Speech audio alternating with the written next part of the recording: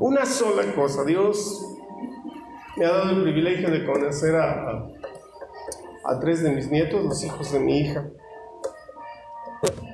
Y si son los hijos de mi hija, entonces son 2 veces mis hijos. Y ahora ya nada más falta conocer los hijos de mi hijo, ¿no?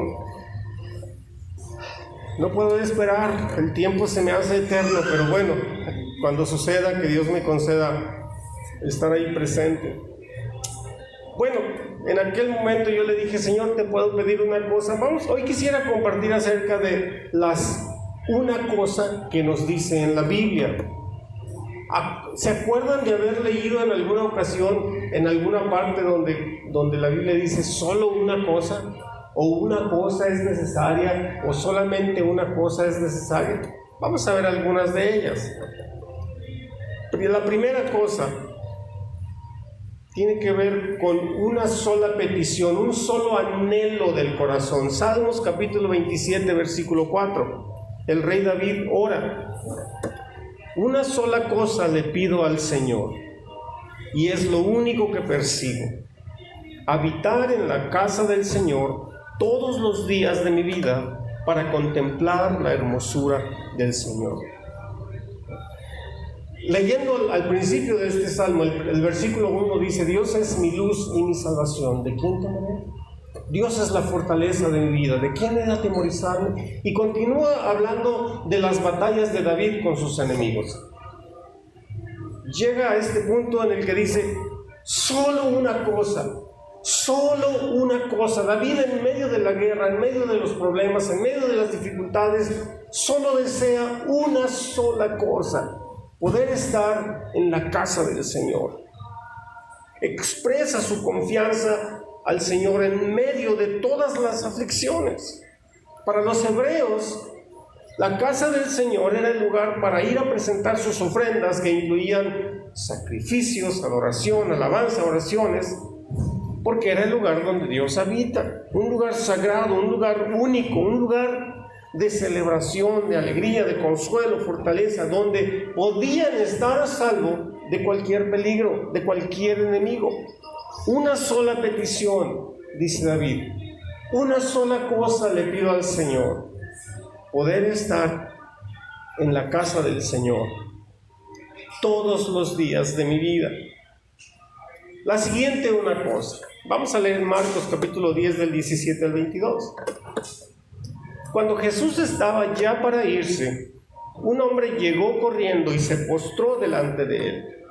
Maestro bueno, le preguntó, ¿qué debo hacer para heredar la vida eterna? ¿Por qué me llamas bueno?, respondió Jesús. Nadie es bueno sino solo Dios. Ya sabes los mandamientos: no mates, no cometas adulterio, no robes, no presentes falso testimonio, no defraudes, honra a tu padre y a tu madre. Maestro, dijo el hombre, todo eso lo he cumplido desde que era joven. Jesús lo miró con amor y añadió: una sola cosa te falta. Anda, vende todo lo que tienes y dáselo a los pobres, y tendrás tesoro en el cielo. Luego ven y sígueme. Al oír esto, el hombre se desanimó y se fue triste, porque tenía muchas riquezas. Una sola cosa te falta, le dice. A esta parte yo la titulo: una sola devoción. Alguien dijo en una ocasión: entre más cosas poseemos, más cosas nos poseen. Y así es. Me llama la atención que Jesús le pregunta a este hombre que por qué lo llama bueno, pero luego no le da oportunidad para que responda. ¿Por qué me dices bueno? Solo hay uno bueno, que es Dios. Jesús entonces procede y le enlista los últimos 6 mandamientos. ¿Sí? Los últimos, si leemos los 10 mandamientos, los primeros 4 mandamientos tienen que ver con nuestra relación con Dios. Los últimos 6 tienen que ver con nuestra relación con el prójimo. ¿Sí? Y se los enlista. Jesús le da la lista de esos 6 mandamientos. Y el hombre, como que dijo: pan comido. Ya lo logré. Todo eso lo he hecho desde que era joven. Para su sorpresa, Jesús le dice que le falta una sola cosa, que tenía que ver con los primeros 4 mandamientos. Él, su devoción eran sus posesiones, su ídolo, su Dios eran sus posesiones. Dios no acepta competencia. No tendrás dioses ajenos delante de mí, primer mandamiento. Segundo mandamiento, no te harás imágenes de ninguna cosa, ni en el cielo, ni en la tierra, ni debajo de las aguas, en la tierra. ¿Cuál es el tercero?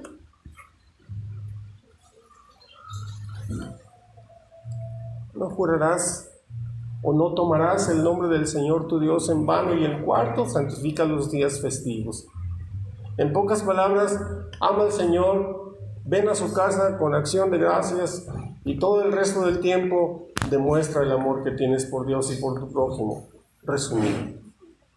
Pero este hombre no podía, no tenías devoción solamente para Dios, su devoción eran sus posesiones. Su Dios eran sus riquezas. ¿Cuál es su Dios?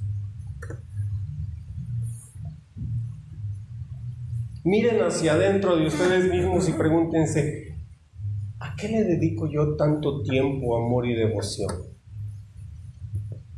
Y conste que no estoy hablando de la necesidad de trabajar o de estudiar, yo no estoy hablando de eso, esas son cosas necesarias. ¿Será que aman a una persona más que a Dios?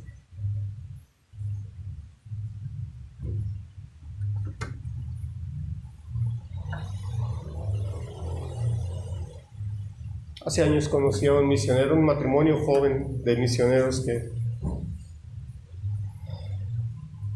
tenían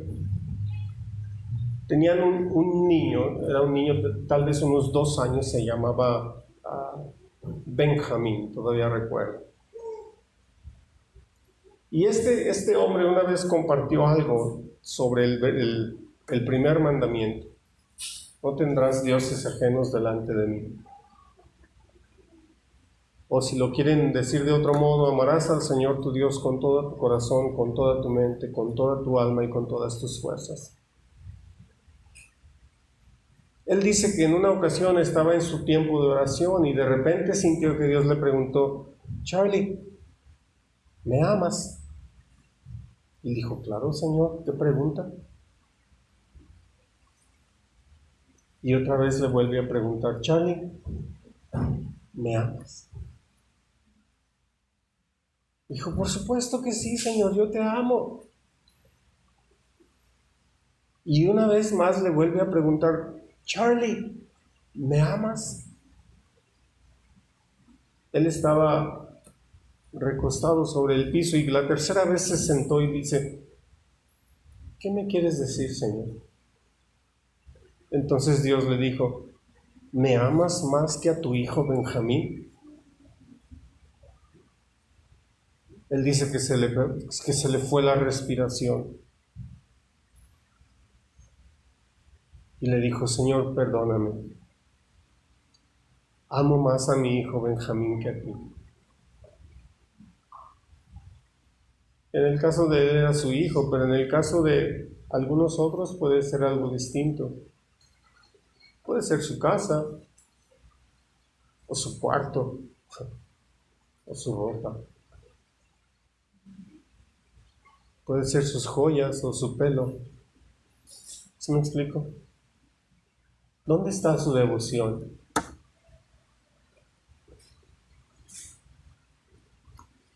Siendo honesto con ustedes, de tiempo en tiempo yo le pido perdón a Dios y le pido que me libre de idolatrar a mis nietos, todavía más a mi nieta.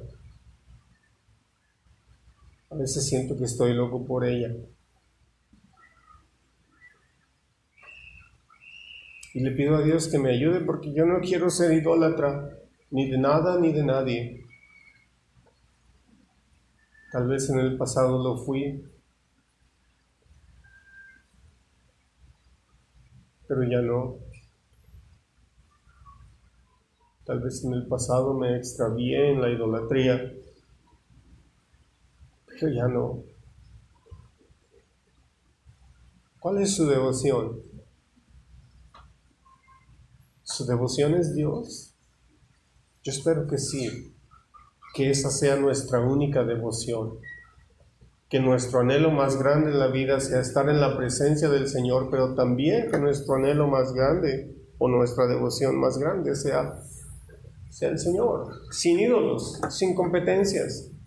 Siguiente, Lucas capítulo 10 del versículo 38 al 42. Mientras iba de camino con sus discípulos, Jesús entró en una aldea y una mujer llamada Marta lo recibió en su casa. Tenía ella una hermana llamada María que, sentada a los pies del Señor, escuchaba lo que él decía.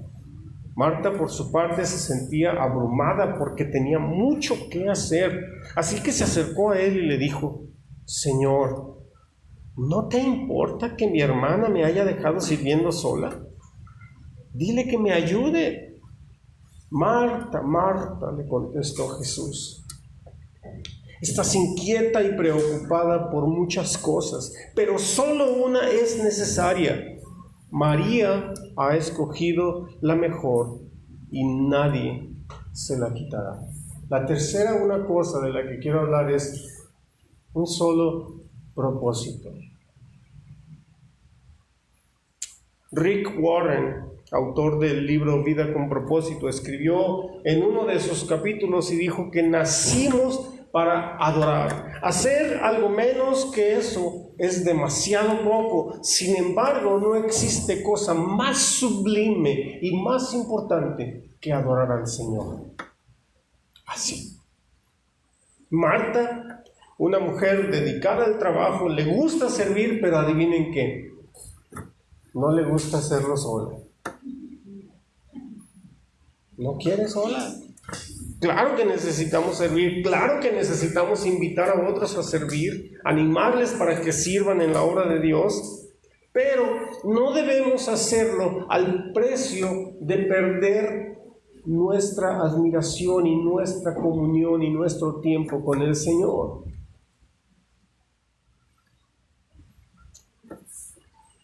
Jesús le asegura a Marta que dentro de las muchas cosas que nos pueden causar preocupación, lo mejor que podemos hacer es dedicar tiempo para estar en su presencia. Todo lo demás puede esperar. Adivinen qué, si tienen trabajo en su casa y no quieren venir a la iglesia porque luego el trabajo, cuando regresen a su casa, adivinen quién los va a estar esperando ahí. El trabajo no se va a ir. ¿Sí? El plato que dejen en la mesa sucio y que cuando regresen esté lleno de hormigas, ahí va a estar. ¿Sí me explico? Necesitamos pasar tiempo en la presencia de Dios, pasar tiempo en su palabra, pero más que eso, necesitamos hacerlo intencionalmente. ¿Sí? Intencionalmente, así como nos levantamos en la mañana con toda la intención, la mayoría de nosotros, con toda la negra intención de prepararnos un café bien rico. Con esa misma intención necesitamos buscar al Señor. Necesitamos ser tesoreros, ser insistentes, ser perseverantes, buscar la presencia del Señor, no por obligación, no con prisa, pero con devoción y con dedicación. ¿Qué pasa si no buscamos la presencia del Señor? Nada. Ese es el problema, que no pasa nada. Y queremos que pase algo. Queremos que Dios se manifieste en nuestra vida, queremos ver salvación en las personas, salvación en nosotros mismos, queremos ver vida. Queremos compartir a Cristo con otros, con palabras y con acciones. Si no pasamos tiempo en la presencia del Señor, no pasa nada. Claro que no pasa nada. Y así nos quedamos siempre, en la nada, en el limbo, en el vacío. Nuestro servicio a Dios debe fluir de nuestro tiempo con Dios y no al contrario. Otra vez se los digo, nuestro servicio a Dios debe de fluir de nuestro tiempo con Dios y no al contrario. Siguiente, Filipenses capítulo 3, del 12 al 14, dice: Pablo escribe a los filipenses: no es que ya lo haya conseguido todo o que ya sea perfecto. Sin embargo, sigo adelante esperando alcanzar aquello para lo cual Jesús me alcanzó a mí. Hermanos, no pienso que yo mismo lo haya logrado ya. Más bien, una cosa hago, olvidando lo que queda atrás y esforzándome por alcanzar lo que está delante. Sigo avanzando hacia la meta para alcanzar el premio que Dios ofrece mediante el llamamiento celestial en Cristo Jesús. En la naturaleza aprendemos, aquí me quiero referir a una sola meta. Aprendemos que todo ser vivo nace, crece, se reproduce y muere. Si lo pensamos bien, esa es una ley espiritual que Dios nos ilustra por medio de la naturaleza, porque en Cristo nacemos cuando venimos a Él, e inmediatamente después de que vinimos a Cristo empieza nuestro crecimiento. Algunos crecen más rápido, algunos crecen más despacio, algunos tal vez crezcan muy poco a lo largo de toda su vida. Pero en este tiempo de crecimiento algo esencial es la reproducción. Necesitamos traer a otros a Cristo. ¿Se acuerdan de aquella historia del paralítico que no podía venir a Cristo? ¿Y qué hicieron 4 de sus amigos? Lo trajeron a Jesús. Cuando no pudieron entrar por la entrada de la casa, ¿qué hicieron? Se treparon al techo, quitaron las tejas y lo descolgaron por en medio del techo, por el pozo que hicieron. Los amigos fueron perseverantes en traer a su amigo a Jesús. ¿Quién más trajo a alguien a Jesús? ¿Se acuerdan que Felipe trajo a Natanael a Jesús? ¿Se acuerdan que Andrés trajo a su hermano Pedro a Jesús? Necesitamos compartir a Jesús con otras personas. Necesitamos compartir con otros las lecciones de vida que hemos aprendido en nuestro caminar con Cristo. Cuando llegue el momento y finalmente vayamos a la presencia del Señor, vamos a morir en este mundo. Pero eso solamente será el siguiente paso para llegar finalmente a la eternidad. En medio de todo este proceso, hay una frase que necesitamos y que tenemos que recordar constantemente. Esa frase es seguir adelante. Necesitamos aprender nuestras lecciones y dejar atrás nuestro pasado. Todos tenemos pasado, ¿cierto? No todo el pasado es bueno. Para algunos de nosotros el pasado tiene cosas muy desafortunadas. Pero el pasado es pasado.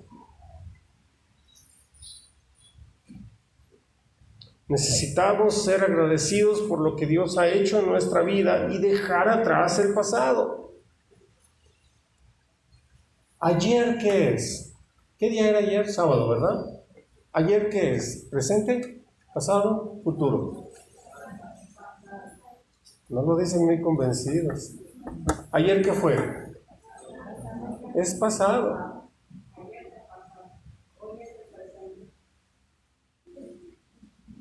Yo me pregunto por qué a veces nos aferramos a lo que pasó ayer o anteayer o la semana pasada.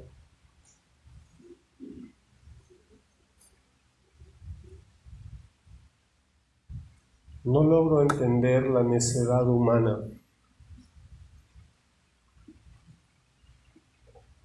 Tal pareciera que muchas veces disfrutamos poniéndole sal a nuestras heridas.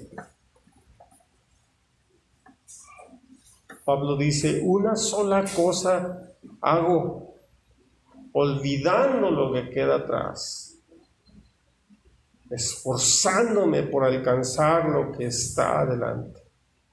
Lo que fuimos, lo que hicimos, lo que nos hicieron ya es parte del pasado y de ninguna manera debe de ser obstáculo para nuestro caminar con Cristo el día de hoy.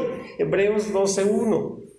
Por tanto, también nosotros que estamos rodeados de una multitud tan grande de testigos, despojémonos del lastre que nos estorba, en especial del pecado que nos asedia, y corramos con perseverancia la carrera que tenemos por delante. ¿Qué es lastre?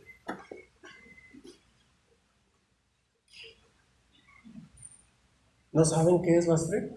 ¿O no me quieren decirlo? ¿Alguien ha visto que hay a un lado de este muro?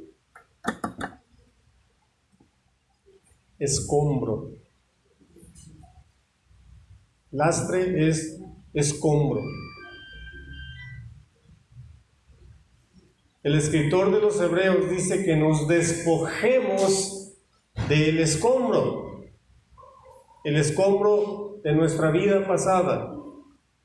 Acuérdense que ayer ya es pasado. Es más, esta mañana es pasado. Es más, lo que acabo de decir ya es pasado. ¿Sí me explico? Todo lo que ya pasó es pasado y nada de eso debe de refrenarnos, de detenernos o de obstaculizarnos para continuar en nuestro caminar con Cristo. Absolutamente nada. ¿Tienen recuerdos? Sí, yo sé que tenemos recuerdos. ¿Cómo dice? Alguien decía mucho un dicho.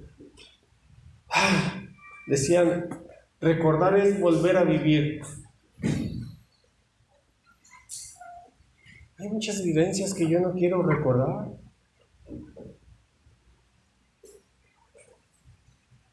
¿No es cierto? Claro, hay muchas vivencias que yo quiero recordar. El 14 de abril del año pasado fui testigo presencial de cuando nació mi tercer nieto. Yo quisiera recordar eso otra vez, pero adivinen qué, mi hija ya superó. No va a tener los otros 6 niños que le faltaban.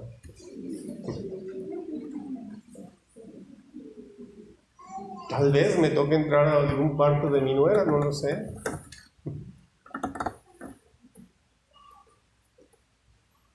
Pero ese tipo de recuerdos, claro, recordamos, somos agradecidos, bendecimos al Señor por ese tipo de recuerdos. Pero hay otros recuerdos que son basura, que son escombro.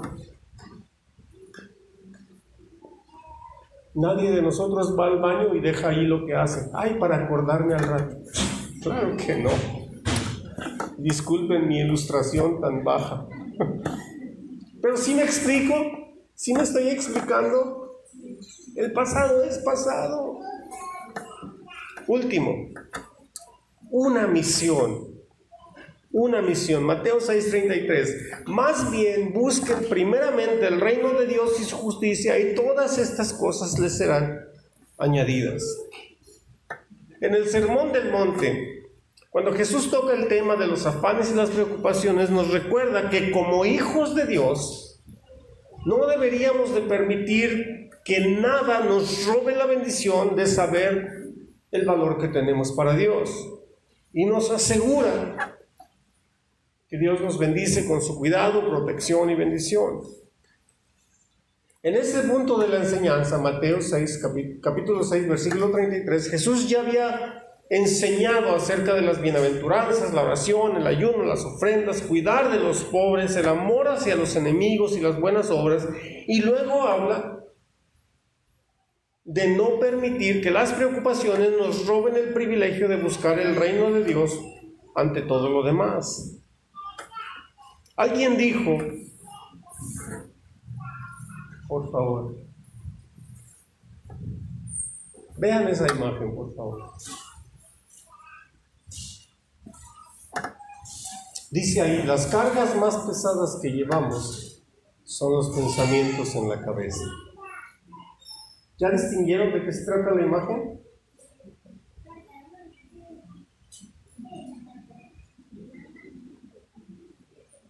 Tiene tantos pensamientos en la cabeza ese hombre que tiene que acarrear su cabeza en una carreta.